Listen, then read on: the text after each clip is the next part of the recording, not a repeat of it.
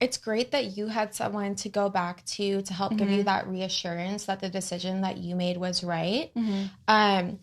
That's kind of the drawback to being young and naive, is that, like Olivia mentioned, a lot of these girls who are getting into the sex industry, whether it be porn or prostitution or even just, posting nudes online and doing OnlyFans, is that, like she mentioned, they come from homes that are not necessarily broken, but just don't have guidance, or there's abuse going on, or there's chaos inside of the home. I know for me, a lot of people always ask me, oh, you did porn, you must have been raped growing up, or you must have had sexual abuse. It wasn't like that at all for me, personally. I don't know if this is what caused it, but I've shared this before on the podcast that growing up, my parents were divorced. My sister has severe schizophrenia. And I think where I first started idealizing porn stars and girls like Anna Nicole Smith and Playboy was when my sister was going through her schizophrenic episodes. There was her cutting herself in front of me. One time I came home from school and she had hung herself, and I had to cut her down from our swing set when I was in elementary school. And I remember going through those experiences, and one time I found online the girls next door of Playboy, and I just was like, wow, their life looks so amazing. And you can just hit up like this old man and he'll fly you out to LA. I could get away from all of this and my life would be so incredible like theirs. They have all this cute clothes. They're beautiful. Yeah. And so I remember just wanting to escape from the situation that I had going on at home.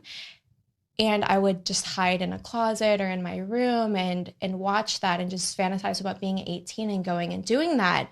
But the danger in it is of the sex industry and porn being glamorized is that young girls like me are going to see all the positives and they're not going to see the negatives. And this is where it really shows how naive I was, because when I first got into porn, I had no idea that I was going to have to suck dick or have sex, which sounds so weird because you know that you're going to suck dick or have sex, but it didn't register, it didn't process.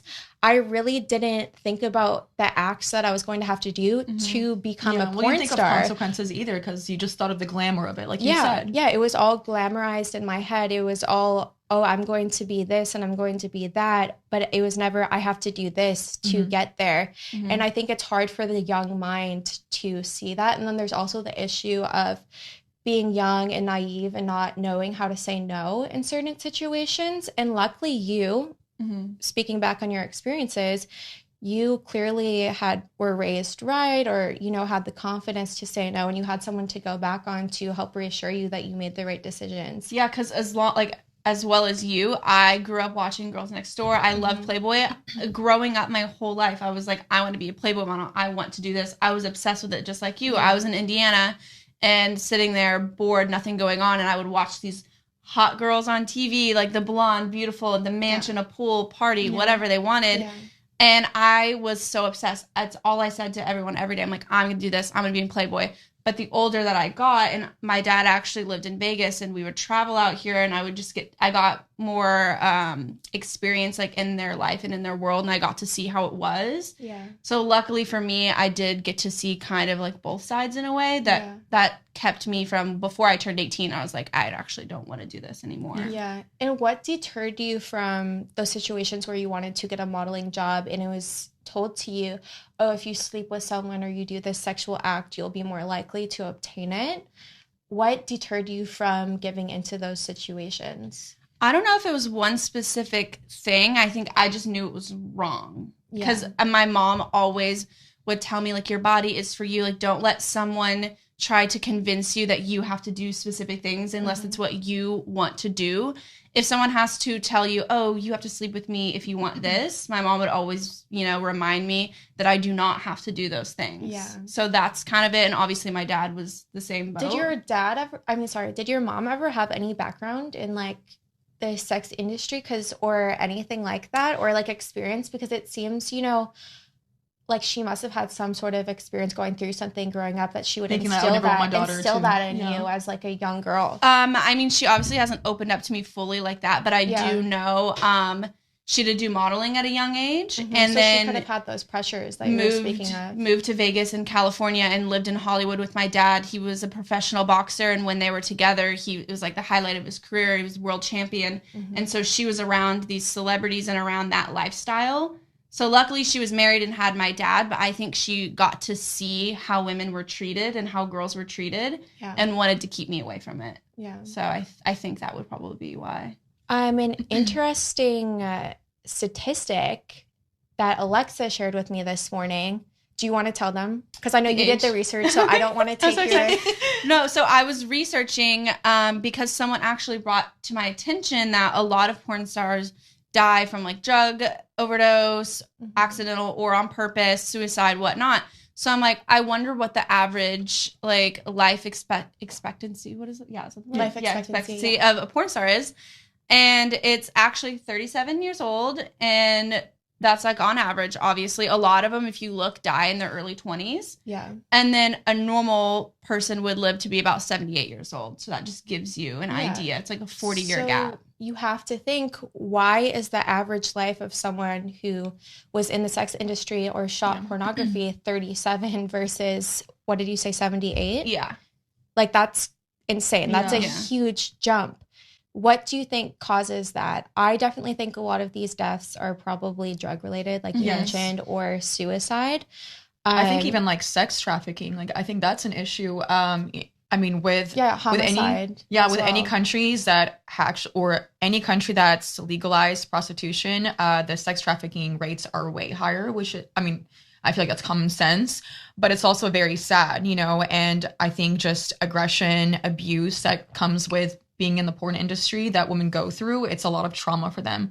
So as you had mentioned, I think turning to drug use and overdosing, you know, feeling extremely depressed and not wanting to continue like the life because you just don't know how to get out of it. And I think that's also very scary. And I'm sure you probably have been in those situations with a manager that you've had or an agent where you felt trapped and you couldn't get out of doing something you'd no longer want to do because you're finally capable enough of knowing that I don't like what I'm doing to my body, or I don't feel stable mentally, you know, physically, like this is not glamour. Like I want to do something else, and you don't know how to escape. So a lot of girls fear that. So, well, that's, you know, why I wanted to do this podcast today and why I try to share my experiences, even though it's extremely difficult for me, because I do have girls who are still in the industry reach out and say, wow, you're an inspiration to me. You know, you are right where I am now. You don't have to do any of this to make money anymore. You support yourself, like you're doing great. So I think it's important for us to share this story to help, like you said, people who are still suffering, and also to help deter girls who are thinking about possibly putting themselves in that situation. One of the downfalls of the industry, as you mentioned, is agents, your manager. I've had quite a few bad experiences with agents and managers. Just, they're supposed to work for you and they tell you that they work for you, but a lot of the pressures in the industry and the manipulation comes directly from the agents. I remember being flown out to LA for the first time, and as soon as I came, it was almost like instant. Now that I'm thinking about it with a mature mind and being an adult woman, I feel like I was being groomed from the minute that I landed in LA. They ask you before you join the industry, what are you comfortable doing? And you check off a little list for your agent. Like, are you comfortable with blowjobs? Are you comfortable with boy-girl? Do you just want to do girl-girl? Will you do DPs? Will you do gangbangs? And so I remember only marking off, the first time I only marked off that I wanted to do girl-girl. The initial agent who I signed with wouldn't sign me if I was only doing girl-girl. So I was basically forced to do boy-girl. Yeah. I never checked off the boxes for doing DPs, gangbangs, any of that like drastic stuff. And I told my first agent, I will never do a gangbang. I will never do anal. I will never do any of that. And somehow, lo and behold, I end up doing all of it, because from the minute that I stepped off that plane and started talking to this man, he would say things like, oh, all the good sluts do gangbangs for cheap. The good sluts get fucked for $500. And they would really glamorize doing more for less money because that's what worked for them. So basically, in the porn industry, the agents don't care about the girls to a certain extent. They only care about pleasing the producers and the film companies, because then the film companies hire the girls from that specific agent more than the other ones. And that's what they care about, is having a good relationship with the production companies, the producers.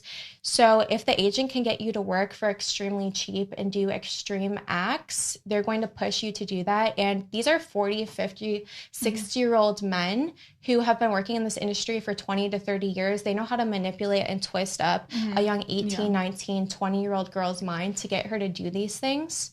And I've often said that the agents need to be completely eliminated if that industry is going to exist, because that's where I feel that I was pressured and put into situations that I didn't want to be in.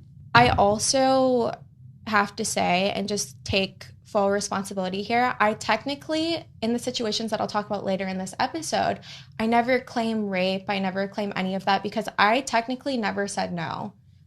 Being young me, I felt like I wanted to please everyone. I felt like I wanted to make my agent happy. They told me I was going to be so good. I was going to be so great. I wanted to make the producers happy. I wanted to make the fans happy. I could be dying inside doing something, but I would have a smile on my face and say, thank you for the work, everyone. Like, I never said no. So no one is to blame for my experiences. I can't say that, and I'm not saying that. I never said no. So